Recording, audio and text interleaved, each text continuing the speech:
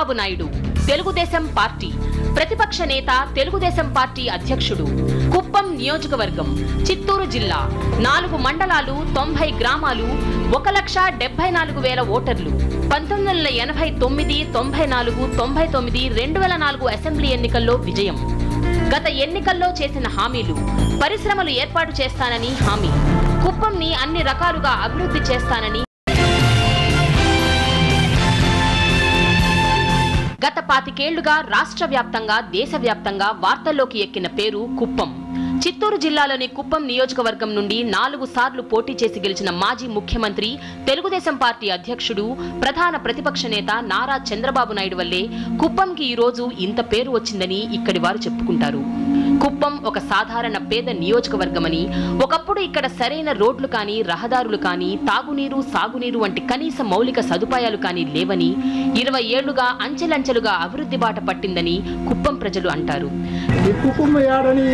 ఎవరికి తెలుసు, ఇప్పుడు చూస్తే అమెరికాలో ఆయన అభివృద్ధి కుప్పం వరకు కుప్పం డెవలప్మెంట్ బాగా చేసినారు. మెడికల్ కాలేజే కానీ, గవర్నమెంట్ హాస్పిటలే కానీ, విలేజ్ స్కూల్లే కానీ, అంతవరకు స్కూల్ కూడా ఉంటాయి. వాటర్ ట్యాంక్ చేసినాడు, రోడ్ చేసినాడు, ఇంకా చాలా మంచి పని చేసినాడు. మెడికల్ కాలేజ్ చెప్పినట్టు పని చేసిన లేదు చెప్పలే, అంటే పథకాలు మెయిన్ పథకాలు చేసినాడు. కటిక పేద బతుకులను ఈడుస్తున్న మేమంతా ఈ రోజు అన్ని రకాల సదుపాయాలకు నోచుకున్నామని, ఆర్థికంగా ఎదిగామని, స్థిరంగా ఉన్నామని తమ నేత చంద్రబాబు చలవే ఈ అభివృద్ధి అంటారు. మేము చేరుకున్నాము. మాకు అప్పులు ఇచ్చినారు, 8,000, 10,000, 15, 20 ఇచ్చినారు. చంద్రబాబు నాయుడు వస్తే తిరుగుతాడు అని చెప్తారు. కాంగ్రెస్ వస్తే తిరుగుతాను, ఏం గ్యారెంటీ మాకి? చంద్రబాబు అంత నమ్మకం చేసినాడంటే అంత తిరిగి చేసినాడు. ఈ పక్కకి కుప్పం విలేజ్కి, ఇక్కడ ఆర్మల కుప్పంకి. మేము గ్రూప్ స్టార్ట్ అయిన సంవత్సరానికే మాకు రివాల్వింగ్ ఫండ్ 10,000 ఇచ్చినారు. అంటే మేము పావలా వడ్డీ ఇట్లా అవి ఆశ్రయించుకుంటా ఆయనే చంద్రబాబు నాయుడు 10,000 రూపాయలు మాకు గ్రాంట్గా ఇచ్చినారు. అంతేకాదు, విద్య, వైద్యం, ఆరోగ్యం, ఉపాధి వంటి రంగాల్లో వెనుకబడిన ప్రాంతంగా ఉన్న కుప్పం ఈ రోజు అన్ని రంగాల్లో ముందుంది. 100ల కొద్దీ పాఠశాలలు, కళాశాలలు వెలిశాయి.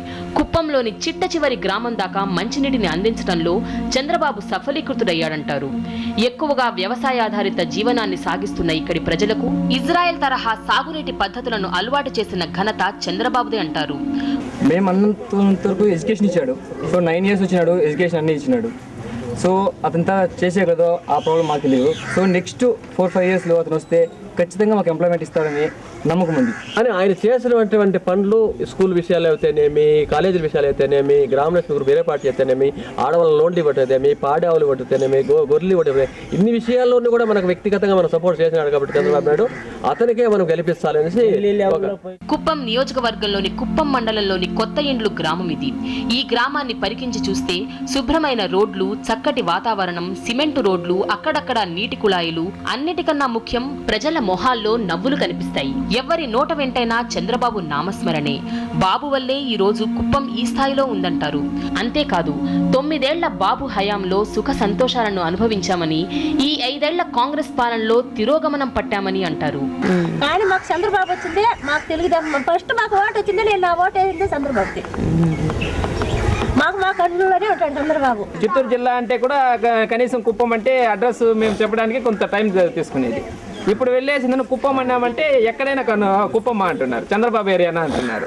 ఎక్కడికైనా కుప్పమ్మ, చంద్రబాబు నాయుడు మీ ఊరికి వస్తాడు కదా, నువ్వు గొప్పగా చెప్పుకుంటారు. ఎక్కడికైనా వెళ్ళను, కర్ణాటక కానీ, ఆంధ్ర కానీ, ఎక్కడికి వెళ్ళినా చంద్రబాబు నియోజకవర్గం అంటారు కుప్పం అంటే. దానికి ముందు మమ్మల్ని గౌరవించే వాళ్ళే లేరు.